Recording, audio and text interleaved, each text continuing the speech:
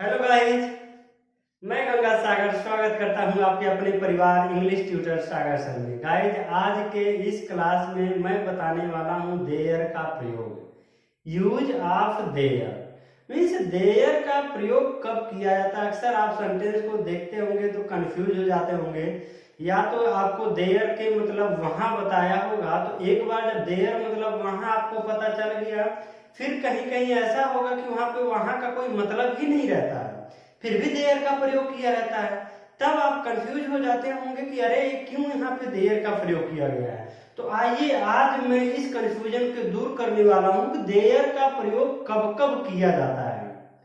Sentence में there का प्रयोग कब कब किया जाता है और क्यों किया जाता है, इसका क्या प्रभाव पड़ता है सेंटेंस पे, या इसका क्या वैल्यू रहता है सेंटेंस में, इसके प्रयोग करने से सेंटेंस की क्या वैल्यू होती है, या यदि हम इसका प्रयोग ना करें उस सेंटेंस में तो क्या हो जाएगा। तो आइए इन सारे सवालों का जवाब ले लिया जाए। अब यूज ऑफ देयर, सबसे पहले देयर की मतलब होता क्या है। देयर मतलब होता है वहां।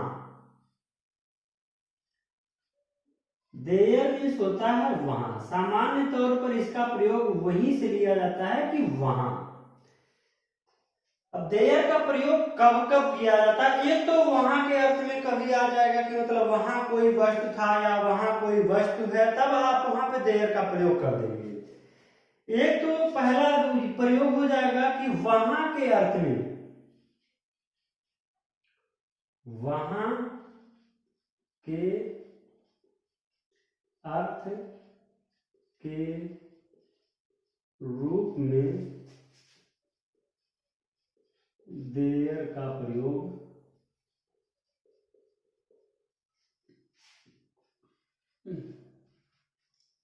किया जाता है। वहां के अर्थ के रूप में देयर का प्रयोग किया जाता है। दूसरा होता है सिंपल सेंटेंस में।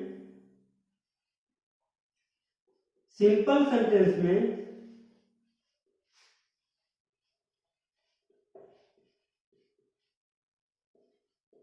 जब सब्जेक्ट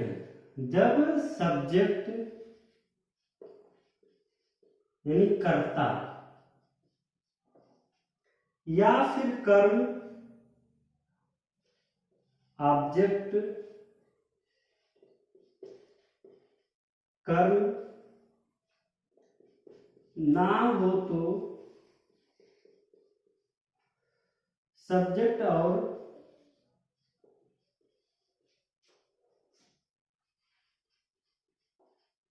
ऑब्जेक्ट के रूप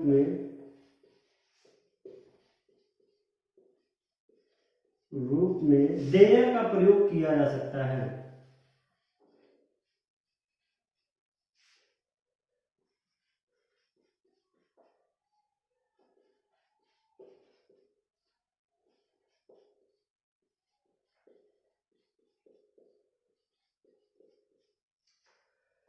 एक है वहां के अर्थ में, जब वहां वर्ड कहीं भी होगा किसी सेंटेंस में तो वहां के लिए आप देयर का प्रयोग कर देंगे। लेकिन जब सिंपल सेंटेंस में कभी सब्जेक्ट नहीं होता है या कभी ऑब्जेक्ट नहीं होता है, तो जब सब्जेक्ट नहीं रहेगा तो सब्जेक्ट के रूप में आप देयर का प्रयोग कर सकते हैं, या सब्जेक्ट हो ऑब्जेक्ट ना हो तब ऑब्जेक्ट के रूप में देयर का प्रयोग कर सकते हैं।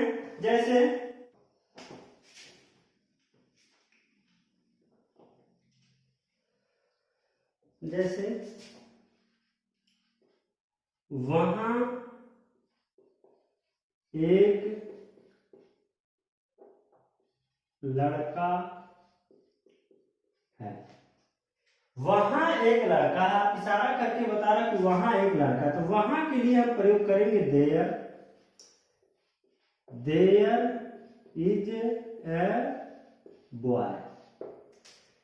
वहां एक लड़की थी या वहां एक पेड़ था। वहां एक पेड़ था। वहां एक पेड़ था मतलब अब नहीं, जो पार्टिकुलर स्थान को इंडिकेट कर दे तो वहां के लिए हम देयर का प्रयोग कर सकते हैं। There was a tree, there was a tree.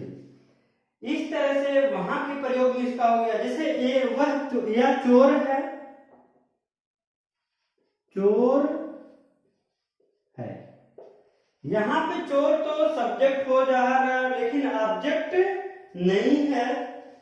चोर है, या इसको कर सकते हैं एक चोर है, एक चोर है, मतलब वही रहेगा, या तो एक चोर लिखिए या तो चोर है। यहाँ पे देखिए चोर तो सब्जेक्ट हो जा रहा है लेकिन ऑब्जेक्ट नहीं है, तो उसके लिए हम देयर का प्रयोग कर सकते हैं। देयर इज ए थिफ, एक चोर है। यहाँ पे देयर का जो प्रयोग हुआ है ऑब्जेक्ट के रूप में हुआ है। जैसे कुछ है,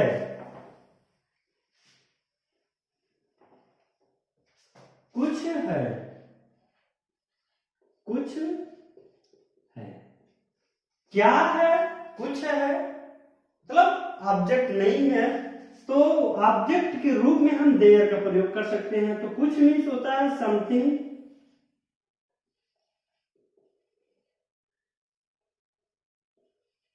something is there, something is there, या कुछ था समथिंग वाज देयर, या कुछ होगा समथिंग विल बी देयर। कुछ होगा मतलब हो सकता है हो, तब वहां पे विल बी का प्रयोग हो जाएगा। अब देयर के प्रयोग करने के कौन कौन से रूल्स हैं, उन सारे रूल्स के बारे में जान लीजिए।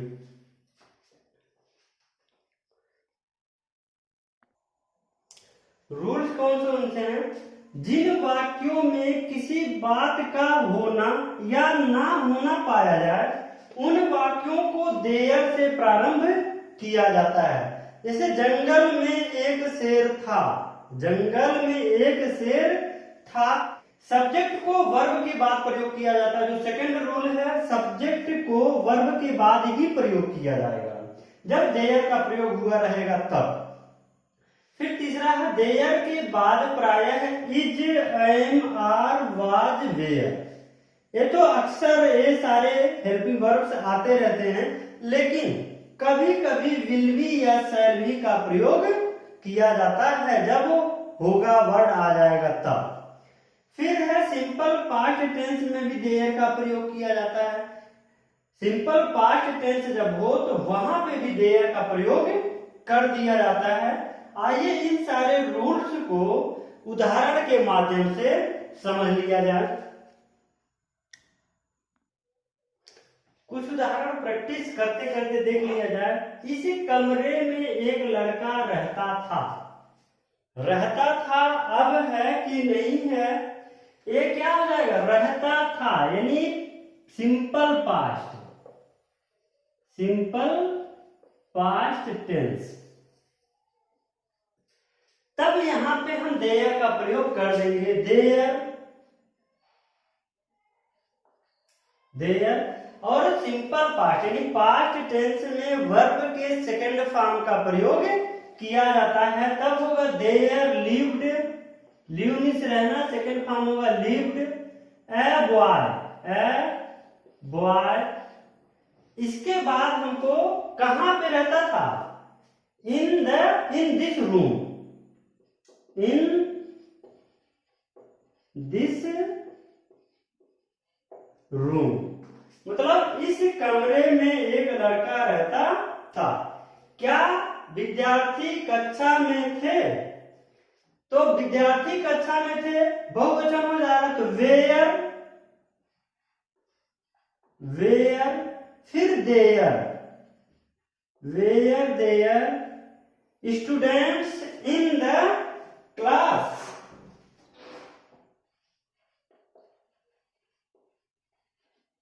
Students in the class.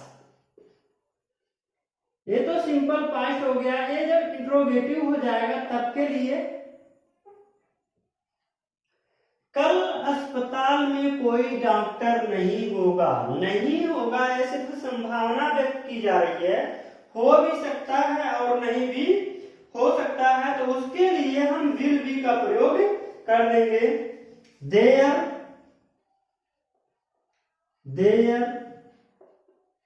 Will be मतलब होगा, नो मतलब नहीं होगा, कौन नहीं होगा, डॉक्टर, यानी यहां पे डॉक्टर कहां नहीं होगा, in the hospital, in the hospital.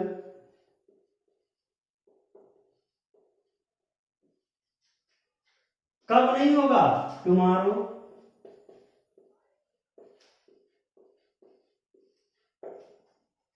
मेरे घर में 5 लोग थे या 5 लोग हैं, तो देयर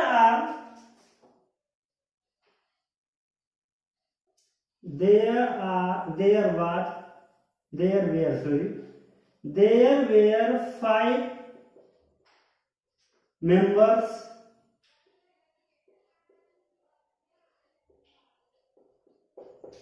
in my house। मेरे घर में 5 लोग थे। फिर इसमें कोई बुराई नहीं है, तो there is no evil in this या इट आप दोनों प्रयोग कर सकते हैं, तो यहां पे सुटेबल होगा आप इट का ही प्रयोग कर दें। एक 5 एग्जाम्पल्स हो गए, इन्हीं के आधार पर आप और भी प्रैक्टिस कर सकते हैं और अपने इस सस्पेंशन को कि देयर का प्रयोग कब किया जाता है, ये सस्पेंशन आपका दूर वहां से हो सकता है। जैसे और कुछ एग्जाम्पल, उसके दिमाग में कुछ नहीं है, उसके दिमाग में कुछ नहीं है, तब कुछ नहीं के लिए प्रयोग किया जाता है नथिंग, और उसके दिमाग में कुछ नहीं है, कुछ नहीं ऑब्जेक्ट है नहीं, तो देयर का प्रयोग कर सकते हैं। There is nothing in his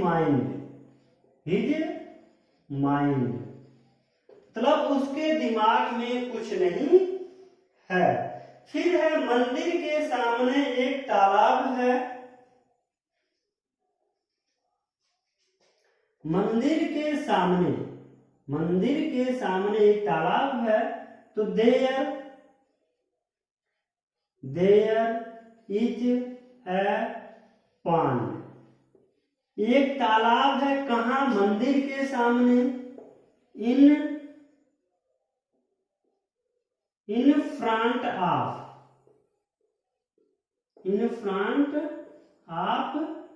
the temple.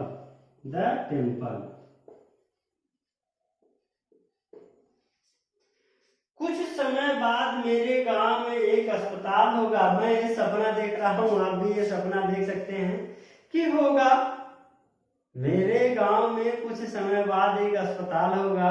अब अस्पताल होगा ऐसे तो हम इमेजिन कर रहे हैं कि हो सकता है, हो भी सकता है और नहीं भी हो सकता है। तो इसका अनुवाद कैसे बनेगा, मेरे गांव में एक अस्पताल होगा, कुछ समय बाद, ये चला जाएगा सबसे लास्ट में, तो होगा यानी गा वर्ड आ गया तो विल बी का प्रयोग होगा। देयर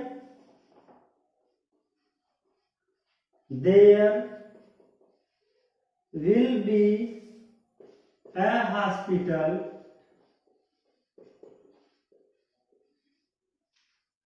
कहा, इन माई विलेज।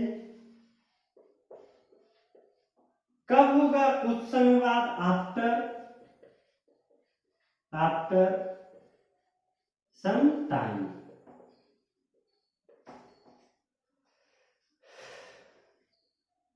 तो इस तरह से आप जो भी इस वाक्य से रिलेटेड जो भी वाक्य रहेंगे आप उनका प्रैक्टिस घर पर कर सकते हैं और देयर के प्रयोग के कॉन्सेप्ट को आप क्लियर कर सकते हैं।